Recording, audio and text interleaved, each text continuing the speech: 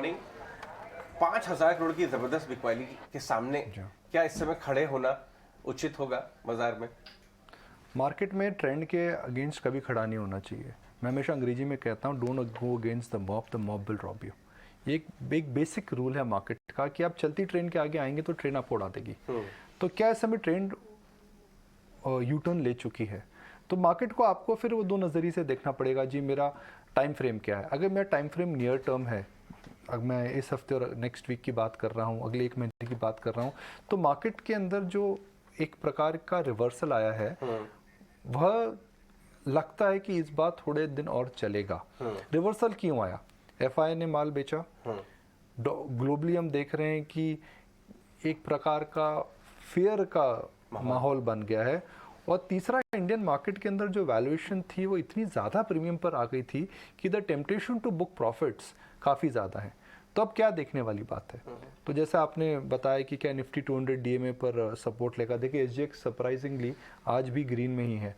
तो ऐसा नहीं है कि मार्केट एक प्रकार से धराशायी होगा, मगर मेरा ये मानना है कि मार्केट में अगर आप खरीदना चाहते हैं तो आप क्यों खरीदेंगे? अगर आप इन्वेस्टमेंट के लिए अगर आप कुछ ऑप्शंस ढूंढ रहे हैं तो इतना मार्केट सस्ता नहीं हुआ है इस समय। टेक्निकल्स पर आप देखना चाहते हैं तो मार्केट में बाउंस तो आएगा ही। फ्राइडे को आप गिरे थे, कल आप गिरे थे, आज एसजीएक्स ऊपर है, तो हो सकता है कि एक बाउंस आपको फर्स्ट हाफ में, सेकंड हाफ में मिले। तो अगर आप एक बाउंस के लिए खेल रहे हैं तो आपको तैयार रहना चाहिए कि हो सकता है बैंक निफ्टी में भी आपको बाउंस मिले, बिकॉज बैंक्स आउट परफॉर्म कर रहे हैं, तो एक बाउंस तो आएगा।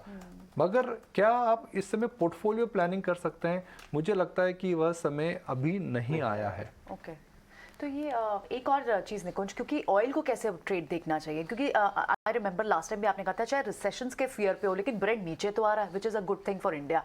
अब जब हम और सिर्फ क्रूड में क्यों, दूसरी कमोडिटीज़ में भी फॉल आ रहा है, इससे अब कैसे अप्रोच करना चाहिए? क्या ऑयल रिलेटेड ट्रेड्स, जितने भी ऑयल कंज्यूमर जो स्टॉक्स हैं, सेक्टर्स हैं, उन पर कोई ट्रेड बनता है?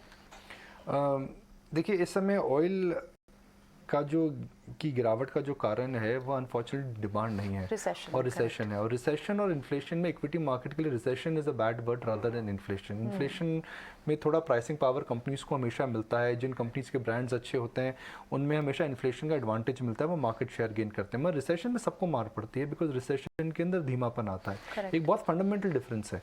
पिछली बार मार्केट जब सेल ऑफ हुआ था वो इन्फ्लेशन की वजह से हुआ था, इस समय रिसेशन की वजह से हो रहा है। Recession is worse than inflation, because inflation के अंदर बड़ी कंपनीज हमेशा गेन करती हैं, प्राइसिंग पावर होता है, और वह हमेशा हमने देखा है कि इन्फ्लेशनरी साइकिल में उनकी अर्निंग्स और टॉप लाइन जो हमेशा जाती है, रिसेशन में मार पड़ती है, और रिसेशन खराब है। तो एक फंडामेंटल जिसे हम कहते हैं चेंज है।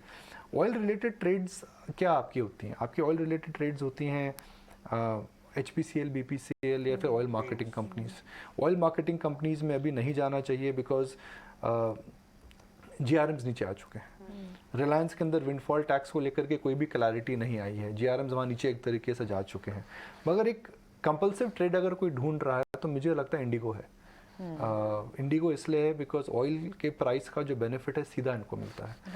दूसरा, ट्रैवल इस समय ये पीक क्वार्टर रहेगा, दिवाली दशहरा इस समय जल्दी है, तो इस क्वार्टर के अंदर काफ़ी अच्छी इनको मेरे को लगता है कि बिजनेस होनी चाहिए। तीसरा, एयर इंडिया और विस्तारा को लेकर के जो एक बहस था कि आते ही एकदम डिस्ट्रप्शन होगा, वैसा नहीं हो रहा है। इंडिगो का मार्केट शेयर अभी भी 50 के ऊपर है, और स्पाइस जेट ने काफ़ी मार्केट शेयर लूज़ करा है।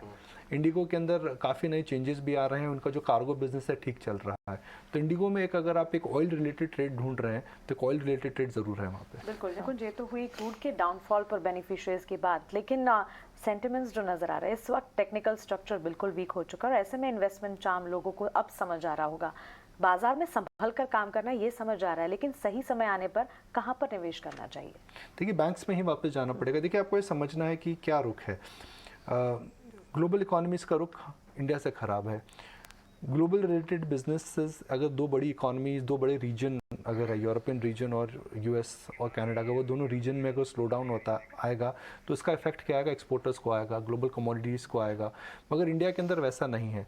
तो अगर आप देखें तो मुझे लगता है कि बैंक्स, खास करके बड़े बैंक्स, एक लेवल पर 5% 10% हम डिबेट करेंगे, एक अट्रैक्टिव हो जाएंगे। सिक्लिकल्स बेनिफिट ज़रूर मिलेगा।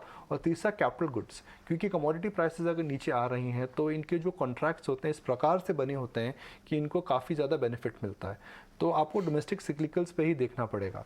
हालांकि कल आईटी के अंदर उछाल आया था, मैं उससे बहुत कन्विंस नहीं हूँ, बिकॉज हमने टिपिकली देखा है जब मार्केट गिरता है तो रोटेशन होता है, बैंक्स नीचे थे और आईटी में हमने देखा था कि उछाल आया था और एफएमसीजी ने आउट परफॉर्म करा था। तो मुझे लगता है कि आईटी के अंदर उछाल जो है मुझे बहुत कन्विंसिंग नहीं लगता है। दो शेयरों के नाम और मैं बताऊंगा जो तो कल सर्किट डाउन थे, एक तो था अडानी विल्मर और दूसरा था पतंजलि। अब आप ये पूछेंगे जी इन कंपनीज को क्या ऐसा हुआ है, क्योंकि अगर पाम ऑयल के प्राइसेस नीचे आए तो उनको बेनिफिट मिलना चाहिए, मगर मुझे मानना है कि मेरा ये मानना है कि ये एक इम्पॉर्टेंट क्वार्टर है स्पेशली ऑयल कंपनीज के लिए, बिकॉज दशहरा के पहले, दिवाली के पहले अक्सर हम देखते हैं कि घर में मिठाइयाँ बनती हैं, घर में फरसान बनते हैं, तो जो डिमांड इनकी होती है बहुत ज़्यादा होती है और ज़ाहिर है कंपनीज जानती हैं, तो इनके इन्वेंट्री गेंस काफ़ी हैं, काफ़ी इन्वेंट्री हैं, क्योंकि कमोडिटी प्राइसेस नीचे हैं, पाम ऑयल प्राइसेस नीचे हैं, तो मीडियम टर्म में इन लोग को बहुत बेनिफिट मिलेगा।